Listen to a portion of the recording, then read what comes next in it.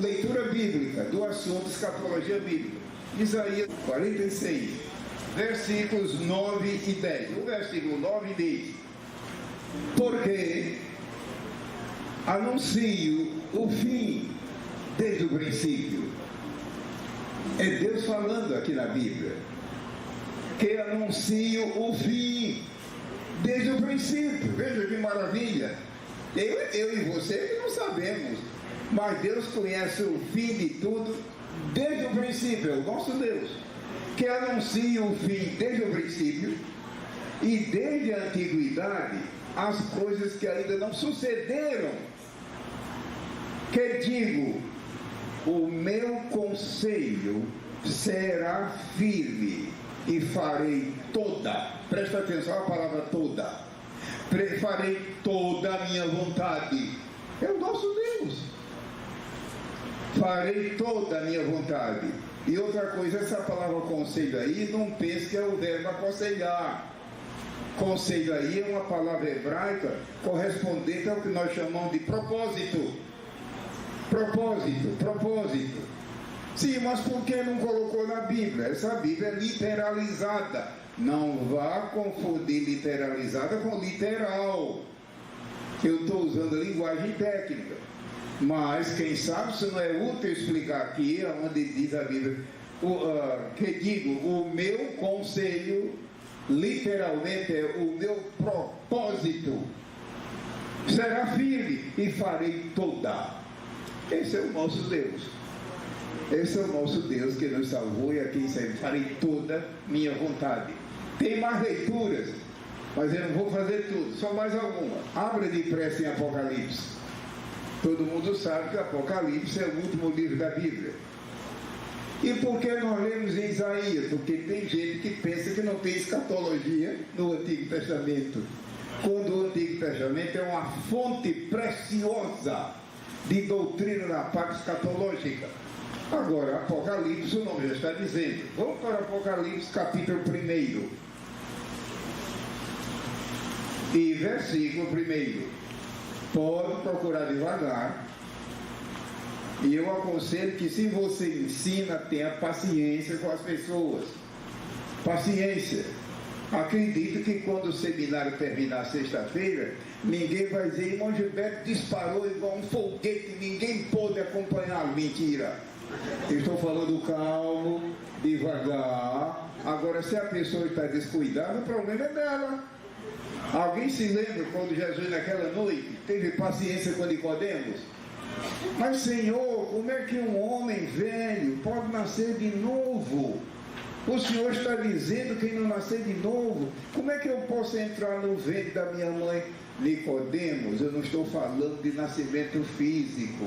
Mas, Senhor, e assim? Nicodemos, olha, quem não nascer... Imagine se Jesus dissesse que você entenda que é não. Não, Jesus foi paciente, então seja paciente, até onde for possível, com as pessoas. Estou procurando a passagem, Apocalipse, capítulo 1. Eu sei que tem pessoas aqui que, devido ter tanta prática, quando eu citar uma referência, ela abre da mesma hora em cima, mas todo mundo está como você.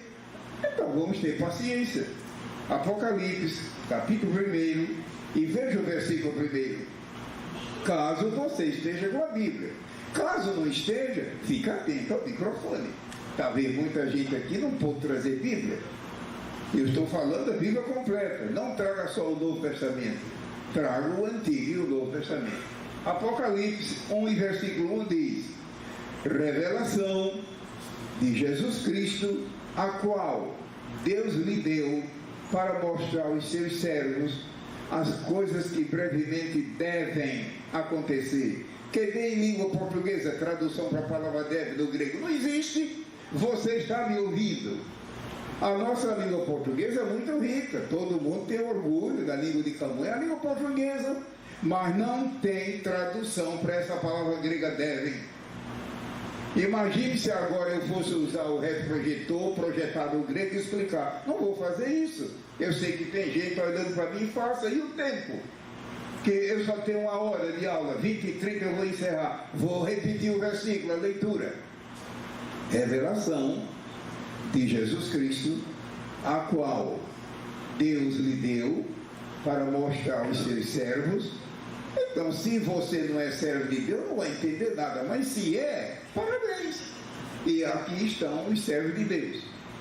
As coisas que brevemente devem, veja, na língua portuguesa, devem é uma palavra fraca. Pega o texto original. O texto original indica obrigatoriedade, ou seja, terão de acontecer. Terão. E isso que está no livro do Apocalipse vai acontecer, que o povo queira, quer não, que o diabo queira, não interessa. Veja, só o verbo dever em língua portuguesa não explica isso. Deve acontecer. Eu devo ir pegar o metrô agora, eu devo ir ao centro da cidade, eu devo...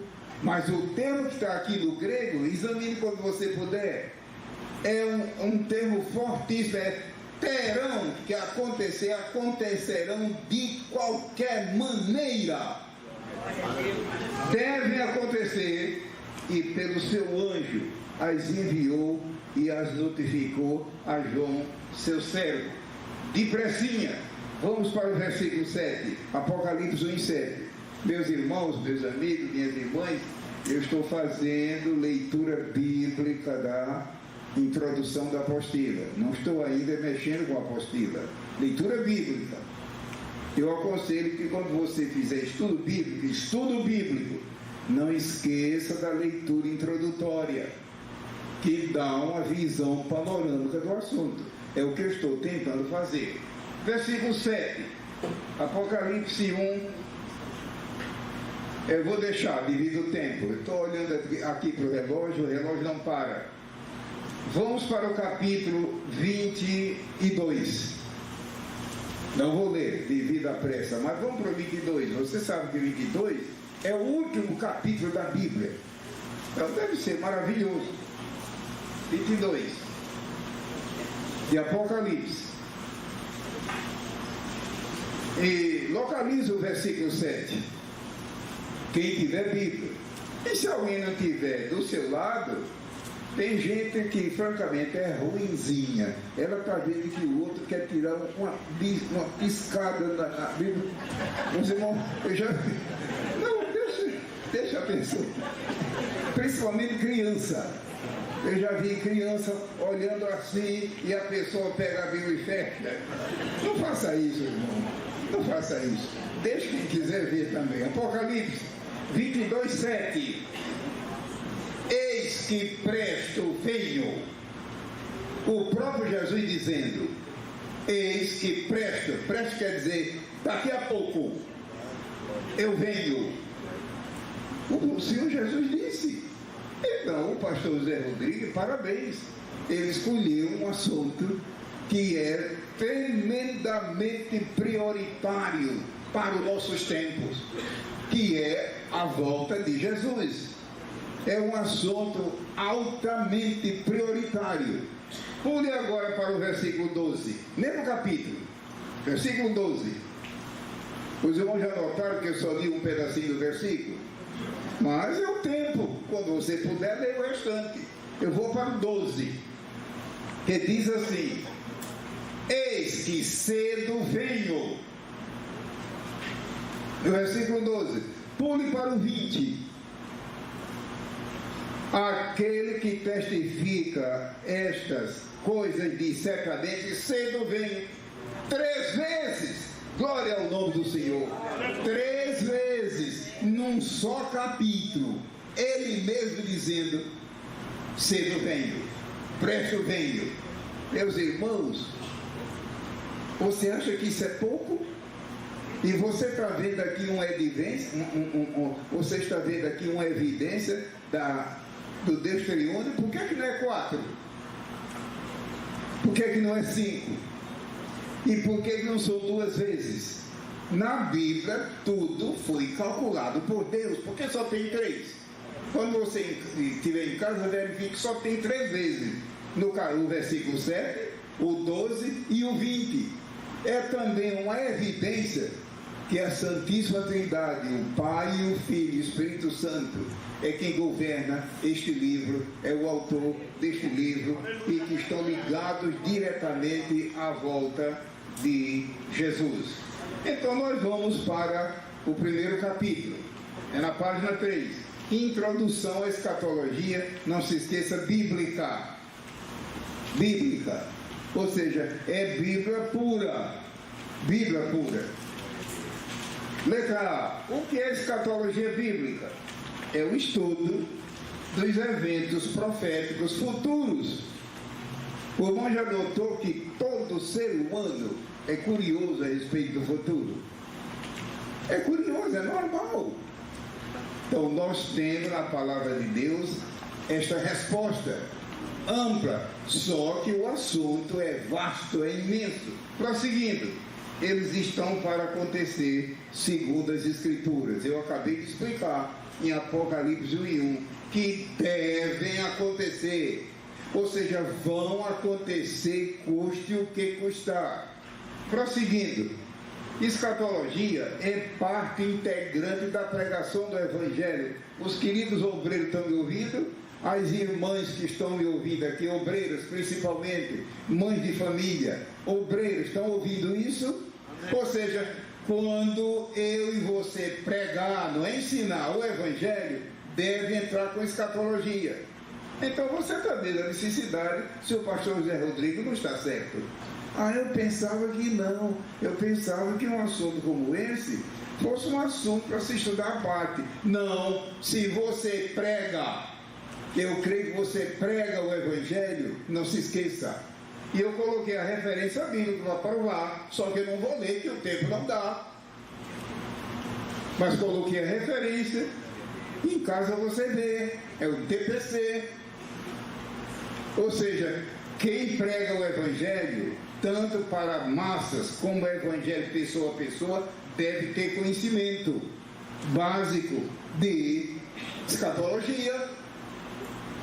Eu estou vendo que os irmãos estão pedindo que leia. Me perdoe, mas há uma coisa chamada relógio que não perdoa o tempo. Leia em casa depois. Leia em casa.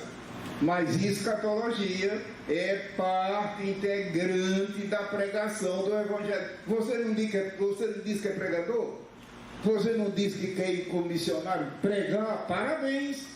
Você não diz que gosta de falar de Jesus pessoalmente? Parabéns! Então você deve também conhecer escatologia. Aonde está isso? Coloquei a referência. Em casa estude a referência bíblica. Então o assunto é maravilhoso, é maravilhoso. O ponto 3 e 4 e 5 é TPC. O ponto 3 e 4 e 5 é TPC. É trabalho para casa. Mas, irmão Gilberto, eu não tenho tempo. Dá um jeito. Você já viu que quando você quer dar um jeito, você dá um jeito. Quando acontece uma emergência, você não dá um jeito? Dá um jeito. Orando, dá um jeito. E se não tiver jeito, marca e futuramente estude. Mas o irmão Gilberto fica sem pecado. Fica sem culpa. O ponto 3 e o 4 e o 5 é TPC. É trabalho para casa. Prosseguindo. Letra B. Escatologia não deve ser o primeiro assunto a ser estudado por alguém. Não deve ser o primeiro assunto estudado na Bíblia por alguém. E nós vamos explicar. Vamos explicar daqui a pouco. Mas não deve ser o primeiro assunto a ser estudado na Bíblia. Escatologia bíblica. Eu coloquei aqui. Pode ver isso depois nas páginas 4 e 5. Controle-se. Não vá para lá agora não. Mas depois você veja 4 e 5. Letra C. C de casa. Eu podia usar o Data Show para mostrar isso. Mas quando eu me lembro que o assunto é vastíssimo, eu poupo e uso só o microfone. Confusão e dúvidas entre os crentes sobre escatologia. Desculpa a minha franqueza. Não é só novo convertido. Crentes antigos. Tem crente que até fecha a Bíblia. Sabe uma coisa? Eu não entendo. Deixa para lá. Eu sei que foi Deus que inspirou, mas deixa. Não faça isso. Então, Por que é que muitos crentes, até obreiros antigos, têm confusão e dúvidas? Veja, alguma delas. Primeiro, falta de afinidade desse crente com o Espírito Santo. Uma das respostas. Por quê? O Espírito Santo é o autor da Bíblia. É o autor da Bíblia. Foi ele que inspirou os amanuenses, ou seja, os escritores, não foi autores, amanuenses, ou seja, escritores da Bíblia. A pessoa não tem afinidade, não é cheia do Espírito, entristece o Espírito com tanta desobediência e rebeldia, não pode se queixar. Então coloquei referência. Prosseguindo, estou indo para a página 4, para quem tem a apostila. Veja qual é outra causa de dificuldade. Mas, irmão Gilberto, eu já tentei, inclusive tenho livros em casa. Cuidado com os livros. Eu não estou dizendo que é proibido. Nem vou fazer perguntas aqui, que o tempo não dá, mas eu sei que aqui, do meu lado direito, aqui do centro e à esquerda, aqui muitos homens e mulheres devem ter uma vasta bibliografia. Não estou condenando, só que tome cuidado. Em que sentido, irmão Gilberto? Deixa a Bíblia falar primeiro. Primeira Bíblia. E em segundo lugar, tudo mais, inclusive Antônio Gilberto, em segundo lugar, mas em primeiro lugar, a Bíblia. Veja uma segunda causa dessa dificuldade da confusão: falsa aplicação do texto bíblico pelo crente nos seus diversos empregos. Falsa aplicação, a pessoa aplica a Bíblia erradamente. Aplicação quanto a pessoas da Bíblia, aplicação quanto ao tempo, às vezes a passagem se refere ao passado, às vezes se refere ao futuro, eu digo que é presente. Falsa aplicação. Mas falsa aplicação também no sentido figurado. A Bíblia é muito rica, ela é repleta de figuras de linguagem. Ontem à noite cheguei a citar o caso do casamento, que na Bíblia não tem nada a ver com o casamento do Brasil no ano 2016. A Bíblia é que basta o noivo e a noiva ir no cartório e acertar lá. Mas nos tempos bíblicos, casamento, um crente tem que estudar. Tinha duas fases o casamento. Ontem toquei rapidamente nisso. Então, uma das causas é falsa aplicação na linguagem figurada. Outra causa também ainda, no ponto número 2, falsa aplicação profética. A Bíblia é um livro repleto de profecia. A Bíblia mesmo diz em Apocalipse 19 que o testemunho de Jesus é o espírito da profecia. Você conhece esse versículo? O testemunho de Jesus é o espírito de profecia. Ou seja, a profecia bíblica parte dele. E os irmãos se recordam de uma vez, quando ele havia ressuscitado já e caminhou com 2 discípulos para Emaús. E no caminho, a Bíblia diz que ele começou a explicar a Bíblia desde Moisés e todos os profetas a respeito dele. Então, lembre, Jesus está em toda a Bíblia, lá em Gênesis. Começou a explicar o que dele se achava desde o princípio. Desde Moisés, os profetas, todos. Quando você ler a Bíblia, pense nisso. Manejar bem a palavra da verdade, como está em 2 Timóteo 2,15. Então, nós vamos tomar 2 Timóteo 2,15 e ler. Ainda temos bons minutos. Manejar bem. Ou seja, se um crente não maneja bem, veja, Deus é tão bom que não diz perfeito, porque Deus sabe que não há ninguém que maneje perfeitamente. Mas manejar bem, graças a Deus, há pessoas que manejam bem. Os irmãos estão vendo a Bíblia comparada aí à espada, manejar bem. Vamos ver 2 Timóteo 2,15. 2 Timóteo 2 e versículo 15. 2 ou 3 segundos para os irmãos que estão procurando em suas Bíblias. 2 segundos, 3 segundos. 2:15 de 2 Timóteo. É estudo bíblico, não há necessidade de correria. 2:15 diz: procura. Então você ainda vem dizer, meu irmão, não, basta um crente ser cheio do Espírito, dar 10 pulos e falar em língua. E agora, como é que você vai explicar isso aqui? Procure você, procura. É Deus dizendo, faça a sua parte. O ser humano não é autômato. Eu e você não somos autômatos. Temos uma coisa abençoada chamada livre-arbítrio. Só que nós vamos dar conta dele. Mas eu não posso fazer da minha vida o que quiser? Pode, só que vai prestar conta. No tempo de Adão e Eva, antes deles pecarem, não. Mas depois que o pecado entrou, atingiu tudo que existe no ser humano. Tudo. Tudo que é no corpo, tudo que é na alma, tudo que é no espírito, foi e está afetado pelo pecado. Essa desgraça chamada pecado. Voltando, procura, veja uma ordem. Ou seja, há uma parte para mim fazer. Irmão Gilberto, e como é que eu faço isso? Capacitado pelo Espírito Santo. Eu já tentei, irmão, inclusive sou doutor nisso. Eu sei que aqui no auditório deve ter muita gente com título acadêmico. Parabéns! Eu não estou aqui criticando, Deus me guarda, ao contrário. Estou dizendo, prossiga, prossiga, prossiga. Mas não o professor que ensinou, por exemplo, uma ciência para você, mas na casa de Deus, é o Espírito Santo. É o Espírito Santo. É o Espírito Santo. Voltando, procura apresentar-te a Deus aprovado, como obreiro, que não tem de que se envergonhar e que maneja bem.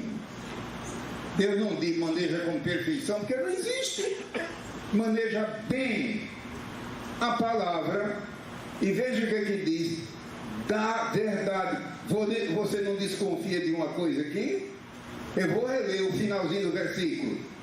Que maneja, por falar como é estudo bíblico, eu creio que muita gente aqui viaja pelo Brasil inteiro.